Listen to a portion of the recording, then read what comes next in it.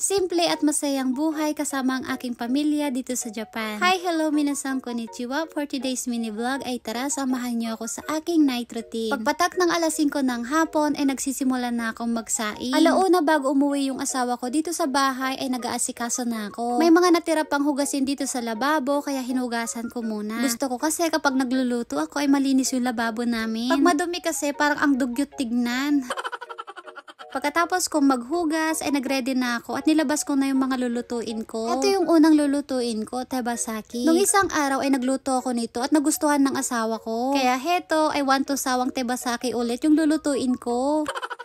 Naglagay ako ng harina dito sa manok. Ewan ko kung anong tawag dito, basta ganyan, lalagyan lang natin siya ng harina. Tapos habang ginagawa ko to ay nagpainit na rin ako ng kawali. Binibilisan ko na rin mga dahil pauwi na yung asawa ko. Ganito yung itsura niya. Pagkatapos nating lagyan ng harina ay piprito na natin. Kailangan mainit na mainit tong mantika pag nagprito tayo. Habang nagpiprito ako ay magpapainit naman ako ng tubig. Magluluto rin kasi ako ng macaroni salad. Japanese macaroni salad nga pala yung gagawin ko. Ewan ko, basta sariling version ko lang to mga bi. Ito talaga yung pinakaayaw na ayaw ko sa lahat kapag nagpiprito ako. Tumatalsik kasi yung mantika mga bi, pakasakit.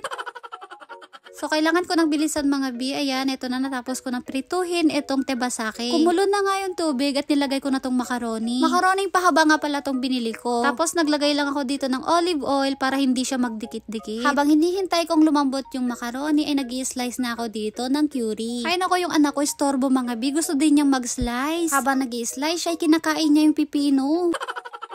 At dito nga ay natapos na ding maluto itong aking macaroni. Tinanggal ko yung mainit na tubig tapos sinugasan ko siya ng malamig na tubig. Tapos itatabi muna natin to at hahayaan nating tumulo yung mga tubig-tubig niya. So dito naman ay maglalagay na tayo ng sauce ng tebasaki. Ito yung nagpapasarap sa tebasaki ko mga bi. Sobrang sarap nito, promise. Try nyo to mga bi. Pwede nyo tong bilhin sa mga supermarket dito sa Japan. Tapos ganito lang siya mga bi. Ilalagay mo yung manok dun sa sauce. Tapos yung sauce i-cover mo dun sa manok. Basta yun na yun.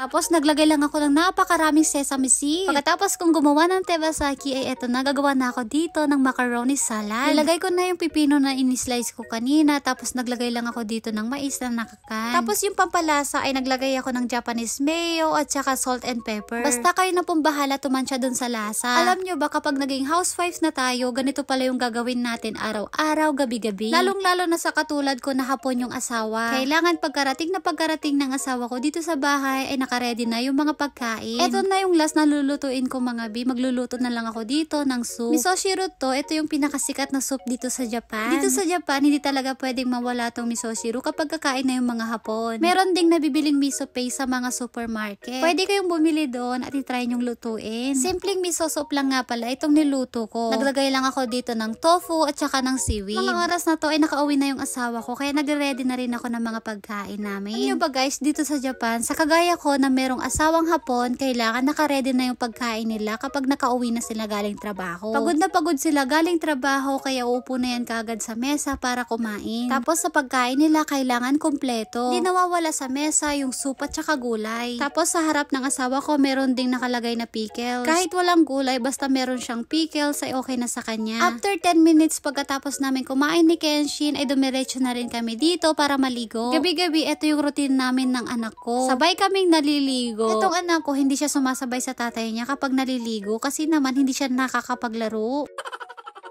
Pagkatapos ko siyang bihisan, ay binlower ko na din yung buhok niya para mabilis matuyo. Kailangan na din niya kasing matulog dahil anong oras na. Niyaya ko na nga siyang matulog. Heto na nga mga bi, nag-iiyak na siya. Kaninang tanghali kasi ay hindi siya natulog kaya tignan niyo yung mata niya. Siguro mga 5 minutes lang ay nakatulog din siya kaagad. Diba ang bilis, knockout siya kaagad.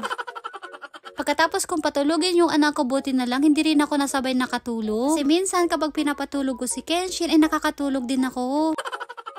Buti na lang hindi ako nakatulog kaya meron pa akong oras para maghugas. Sobrang hirap talaga at hindi biro ang maging housewife. Kasi yung tipong tulog na sila pero ikaw heto naglilinis pa rin ng bahay. Masawa ko naman pagdating niya sa trabaho kapag may oras pa siya ay nagpapahinga at nanonood ng TV. Sobrang hirap pero wala tayong magagawa at hindi naman tayo pwedeng magreklamo. Ito na yung kapalaran natin na binigay sa atin ni Lord. Tapos ko nga lang pala itong mga tupiin ko dahil bukas ko na to ililigpit. Yung asawa ko naman habang nagtutupi ako ay ang sarap ng higa niya mga bi. Sana all.